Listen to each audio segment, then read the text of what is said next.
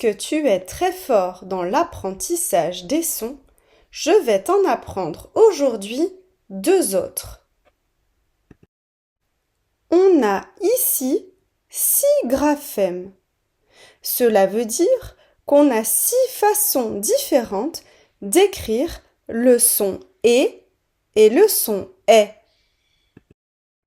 Dans le premier carré, le carré de couleur violette, on a en premier le son et écrit avec un E majuscule en capitale avec un accent aigu.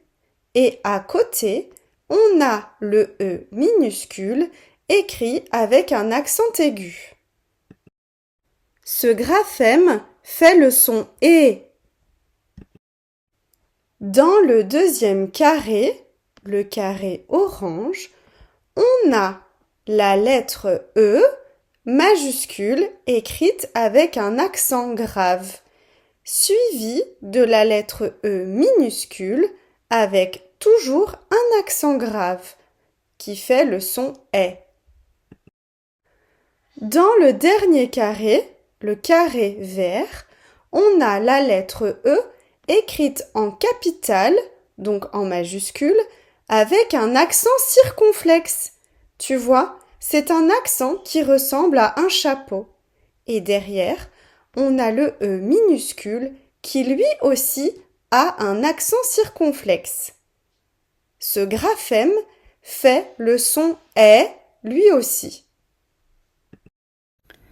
Tous ces graphèmes sont des voyelles. Je vais te donner une astuce pour te souvenir dans quel sens on met l'accent en fonction du son. Regarde, dans l'image épée, on entend le son é. Et regarde comment est positionnée l'épée. Elle est positionnée de la même façon que l'on positionne l'accent. Toutes les fois où tu entendras le son é, il faudra mettre l'accent aigu, comme celui-là. Écoute maintenant le son de ce graphème et regarde le geste associé. Et avec l'accent en avant, comme dans le mot épée. Je vais te donner encore une aide pour te souvenir de l'accent grave. C'est l'accent qui descend. Regarde, comme dans le mot flèche, on entend est, c'est un accent grave qu'il y a sur le graphème. Eh bien, la flèche, elle aussi, descend. Tu n'auras qu'à penser à la flèche qui descend quand tu dois écrire le son est. Le mot tête a le son est et s'écrit avec un accent circonflexe. Écoute maintenant le son de ces deux graphèmes et regarde le geste associé.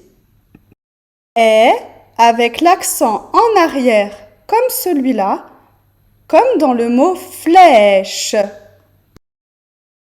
Regarde maintenant comment s'écrivent ces graphèmes. Ces graphèmes restent toujours dans l'herbe. Ils ne dépassent jamais l'herbe, sauf leurs accents, qui sont dans le premier étage du ciel. Je trace le premier E, sa boucle. Je lève le crayon et je place l'accent aigu.